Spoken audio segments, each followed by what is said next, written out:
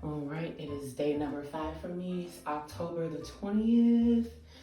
Made it to Friday. Been fasting since Monday.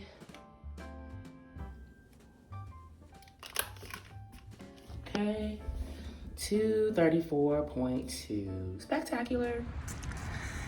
Happy Friday. So, I am out getting in my walk, especially since I didn't walk yesterday. So I just wanted to vlog. I do want to talk about when you're fasting and you know that you have certain strongholds, for instance, like utilizing food as a crutch.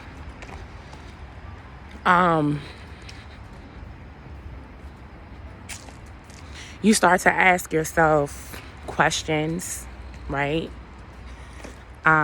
Like that, am I hungry? Or why is it that I want to eat? Or why is this tugging at me while I'm dealing with this?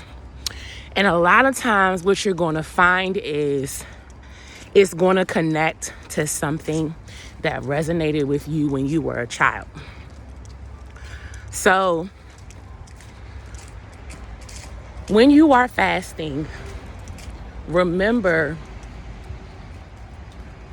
to number one, take it one step at a time, right? Depending on what type of fast that you're doing.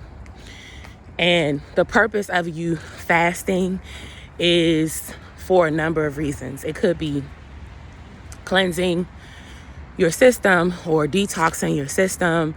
It could be a spiritual aspect. It could be weight loss.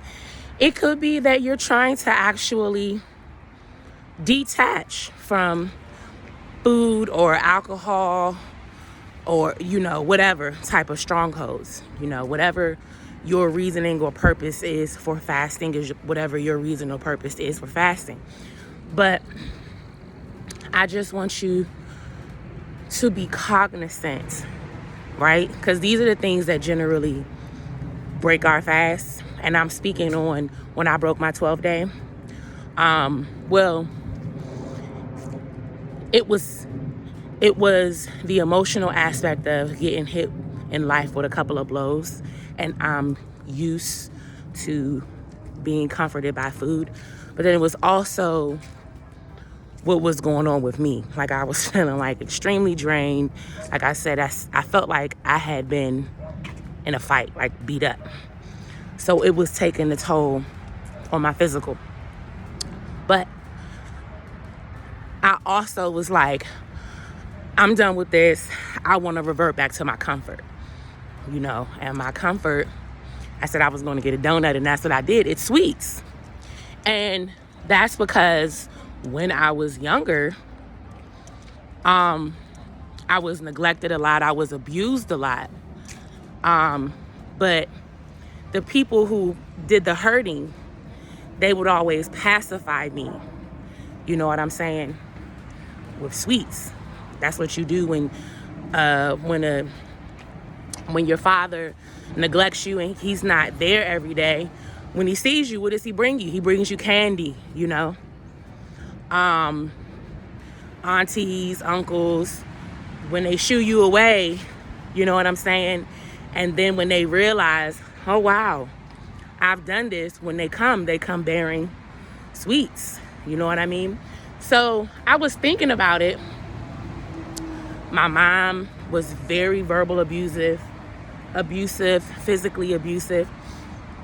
When she was in a good mood and she wanted to be nice to me, she would give me sweets, and my mom was my primary caretaker. So that happened quite often, And so I was like, oh, wow, this is why I have this attachment to sweets. You know what I mean? There were times when I was with different caretakers that I wasn't fed at all. You know what I mean?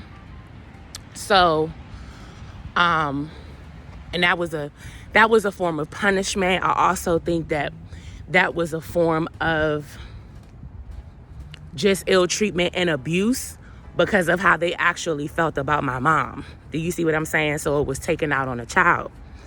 So I think that's why when I consume food, I consume so much, because when I was young, I kind of got into this training of I may not be fed again. You know what I'm saying? I may be hungry. So let me just get all that I can get. And then, whatever happens is whatever happens. Because a lot of times it was used as a punishment for me. Sometimes I wouldn't get food as a kid for like 2 or 3 days. And I was beat and I was spanked and I was left places, and it would be that type of thing. So I was like, man, okay, so this is why I take in so much food. And now I know what my connection is to sweets. Now I've realized that I have utilized food as a crutch for a long time, right? But while I'm fasting, I'm really starting to pay attention to my connection to food, right? And I've been overweight all of my life. The heaviest that I've been was 349 pounds. I was in college. I failed at school because the ceiling was dripping.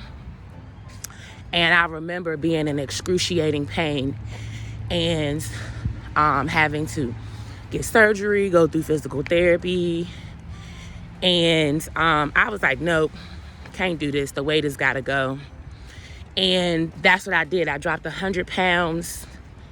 I think I was in like my junior year of college.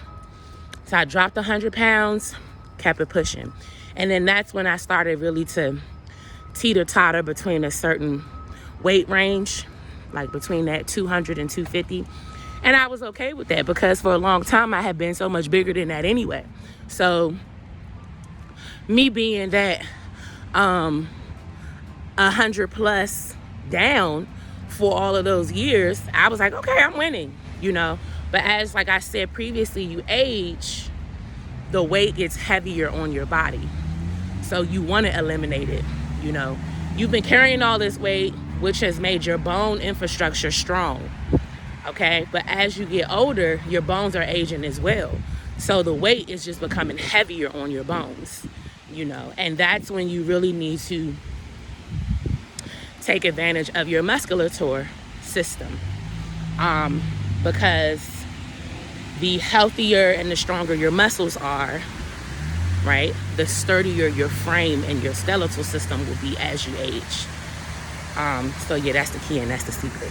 But anyway, so I just wanted to document the things that I was thinking about with regards to why I'm fasting and my attachments to food, what I was using it for, why I was using it, and how it connected to childhood traumas. And generally you wouldn't think about that, but I just wanted to bring that to mind, if you do decide to embark upon a fasting journey, or if you are on your fasting journey. So that's it. It's October the 19th. Is it the 19th? No, it's the 20th. Good Lord, I'm behind. It's October the 20th. It's Friday. Cheers to you. I'm doing me. Take care of yourself, because you are the only one who will take care of yourself in the most beneficial way to yourself. Peace.